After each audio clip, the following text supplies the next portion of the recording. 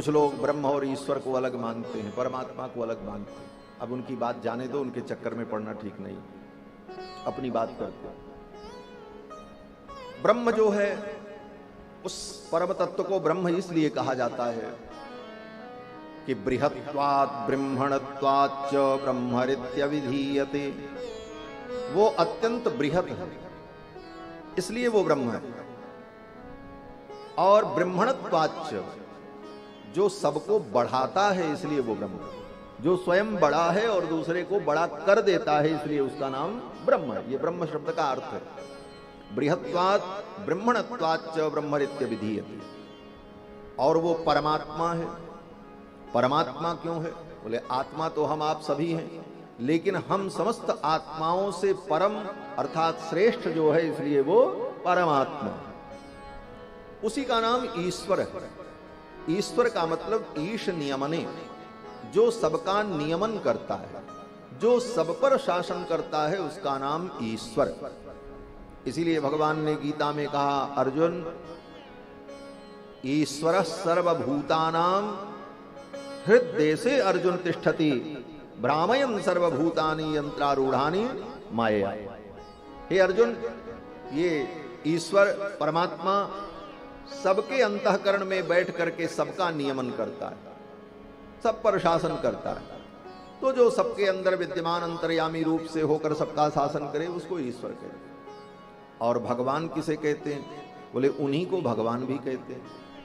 अब भगवान कहने का मतलब ये होता है, जिसके अंदर भग विद्यमान हो, उसको कहते हैं भगवान। जो धन से युक्त है वो धनवान, ज्ञान से युक्त है तो ज्ञानवान, विद्या से युक्त है तो विद्वान। उसी तरह भग संपन्न जो है, उसको कहते हैं भगवान। भग किसे कहते हैं? तो 6 चीजों को भग कहा जाता है। ज्ञान, शक्ति, बल, ऐश्वर्य, वीर्य, तेज। इन 6 चीजों को भग कहा जाता है। ज्ञान, शक्ति, बल, ऐश्वर्य, वीर्य, तेजाम सशेषतः भगवत शब्द वाच्यानि विना हेयर गुणादिभि। ये 6 चीजें भग हैं, ज्ञान, शक्ति, बल, ऐश्वर्य, वीर्य, तेज। और ये 6 गुण जिसके अंदर अशेष रूप से माने पूर्ण रूप से विद्यमान है, उसको भगवान कहते हैं। जो अनंत ज्ञान संपन्न, अनंत शक्ति संपन्न, अनंत बल संपन्न, अनंत ऐश्वर्य संपन्न, अनंत वीर्य संपन्न और अनंत तेज संपन्न हो, उसको भगवान कहते हैं। ये भगवान शब्द का अर्थ है। आगे भगवान शब्द की बड़ी व्याख्याएं भी हैं। उत्पत्ति प्रलयम चैव भूतानाम अगतिम गतिम वेत्ति विद्याम अविद्याम च सवाच्यो भगवानिति। जो संपूर्ण सृष्टि की उत्पत्ति करते हैं, पालन करते हैं, वेत्ति विद्याम अविद्याम च, जो विद्या को भी जानते हैं, अविद्या को भी जानते हैं। भूतानाम अगतिम गतिम, अनंत अनंत प्राणियों के, अनंत अनंत जन्मों के, अनंत अनंत कर्मों के, अनंत अनंत फल को प्रतिक्षण जो प्रत्यक्ष अनुभव करता रहता है, वो भगवान। ये सब व्याख्याएं भगवान शब्द की हैं। तो भगवान का मतलब जो 60 गुण्य संपन्न, तो उसी एक परम तत्व को भगवान कहते हैं, उन्हीं को ईश्वर कहते हैं, उन्हीं को ब्रह्म कहते हैं, उन्हीं को परमात्मा कहते हैं। और वो परमात्मा, ब्रह्म, भगवान, ईश्वर कौन है? बोले वही भगवान श्रीमन नारायण है। वही भगवान श्रीमन नारायण है। और वही भगवान श्रीमन नारायण क्षीर सागर में जो शयन करते हैं, वही भगवान विविध अवतार लेकर के विविध लीलाएं करते हैं। वही भगवान श्रीमन नारायण समस्त अवतारों के मूल है। एतन्नानावताराणाम निधानम बीजमव्ययम। समस्त अवतारों के कारण है। भगवान नारायण ही राम के रूप में, कृष्ण के रूप में, नरसिंह के रूप में, वामन के रूप में, परशुराम के रूप में अवतार लेकर के विविध लीलाएं करते। तो अब ये कहो कि भगवान तो श्रीमन नारायण हैं, और ये सब अवतार हैं, तो भगवान तो नारायण ही हुए। बोले ऐसा नहीं है, अवतार और अवतारी में कोई भेद नहीं होता। अवतार लेने वाला ही अवतारी होता है। अवतार का मतलब अवतरण, अवतरण माने उतरना, सीधा सीधा अर्थ। कोई व्यक्ति छत पे खड़ा है, नीचे वाला उससे मिलना चाहता है, नीचे वाला ऊपर नहीं जा सकता, तो एक ही उपाय बचा है कि ऊपर वाला नीचे आ जाए, मिल ले, दूसरा तो कोई तरीका नहीं। अब नीचे वाला तो ऊपर नहीं जा सकता क्योंकि वो अपाहिज है, अपंग है, असमर्थ है, लेकिन ऊपर जो है वो तो समर्थ है।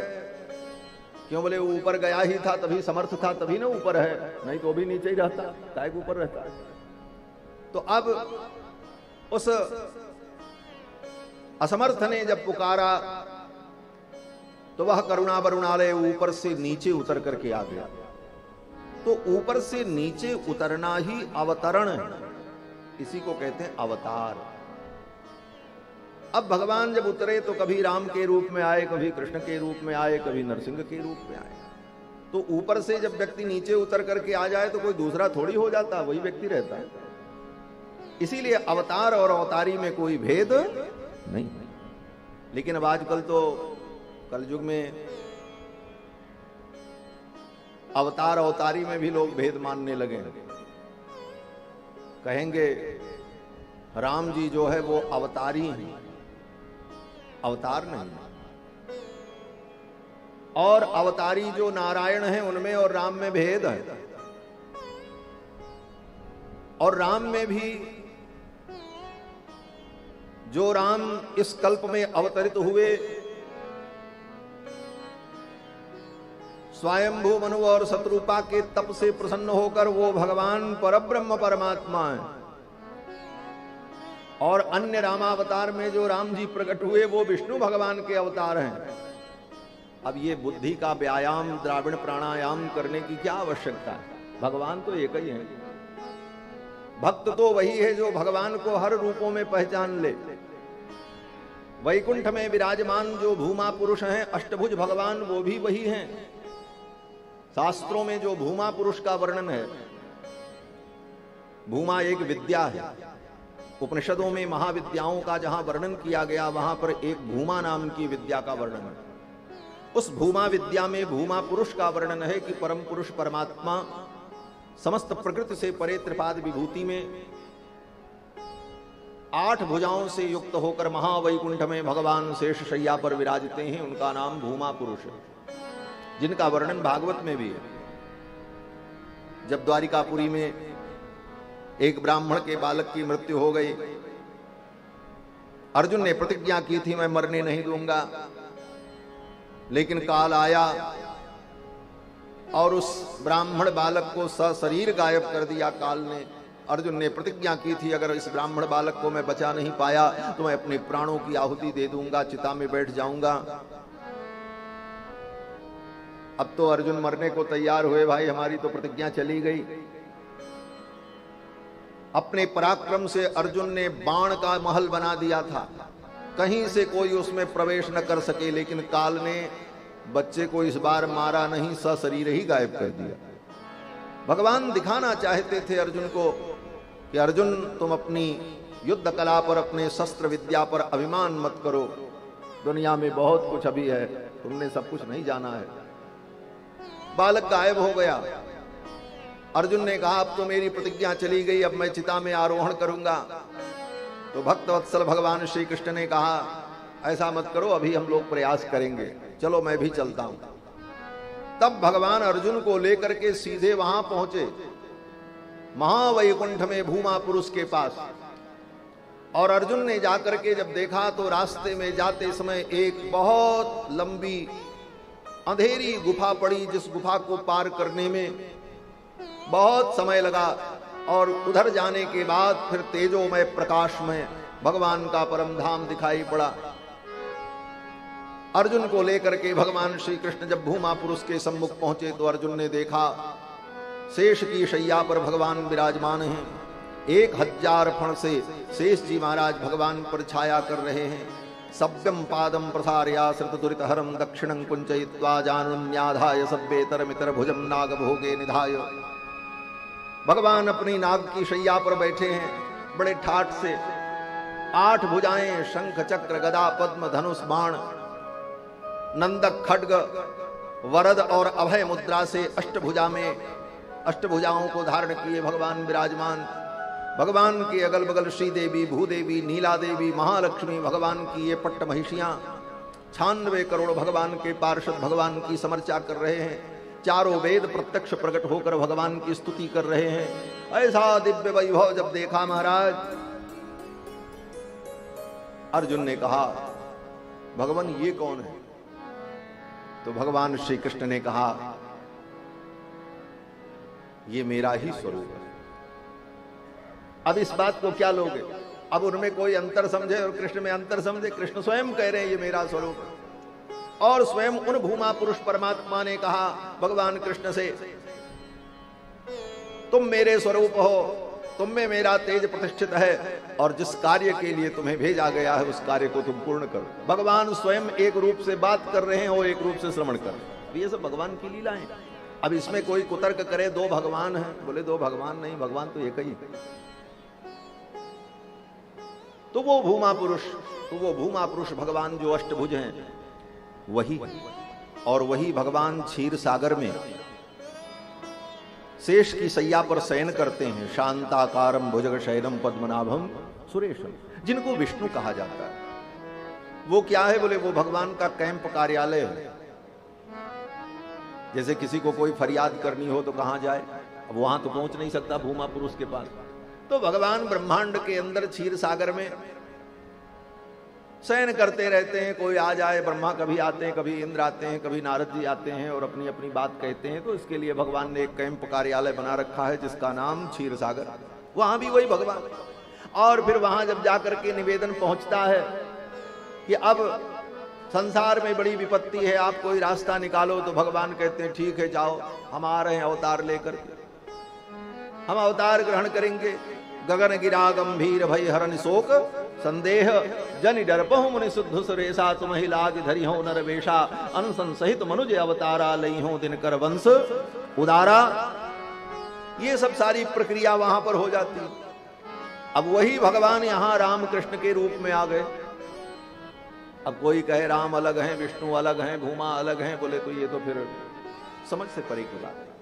भगवान भूमा पुरुष वही और वही अवतार हैं और वही अवतारी हैं। भूमा पुरुष की 8 भुजाएं, तो 8 भुजा वाले भगवान भी हमारे। और वो जब क्षीर सागर में विराजते हैं तब 4 भुजा हो जाती, 4 कम हो जाती, तो 4 भुजा वाले भी भगवान अपने। और वही भगवान जब राम और कृष्ण के रूप में अवतार लेते हैं तो 2 भुजा और कम हो जाती है, फिर 2 ही भुजा रह जाती है, वो भी अपने भगवान हैं। और वही भगवान जब जगन्नाथपुरी में विराजते हैं तो उस 2 में भी हाफ हो जाता है, ऐसे ही हो जाते हैं, आधी भुजा वाले हो जाते हैं जगदीश भगवान, वो भी अपने ही हैं। लेकिन उसके बाद तो बड़ी बड़ी अद्भुत लीला भगवान की। वही भगवान भक्त वत्सल होकर वृंदा के शाप से जब शालग्राम भगवान होते हैं तो हाथों नहीं रहता महाराज, ऐसे गोल मटोल हो जाते हैं। तो 8 भुजा वाले भगवान भी हमारे, 4 भुजा वाले भगवान भी हमारे, 2 भुजा वाले भगवान भी हमारे, आधी भुजा वाले जगन्नाथ भी हमारे, और बिना भुजा के शालिग्राम भगवान भी हमारे। ये भक्ति की निष्ठा है। इस भक्ति की निष्ठा को दृढ़ करना चाहिए। राम अलग हैं, कृष्ण अलग हैं, विष्णु अलग हैं, नारायण अलग हैं, तुम्हारी बुद्धि ही अलग हो गई है। भगवान तो एक हैं, एकम सद विप्रा बहुधा वदन्ति। एक ही परमात्मा अनेक रूपों में, अनेक रूप रूपाय विष्णवे प्रभविष्णवे। तो वे भगवान नारायण ही अवतार लेते हैं। ऐसा कहते हुए श्री सूत जी महाराज ने शौनकादि मुनियों को भगवान के 22 अवतार का वर्णन करके यहां पर सुनाया।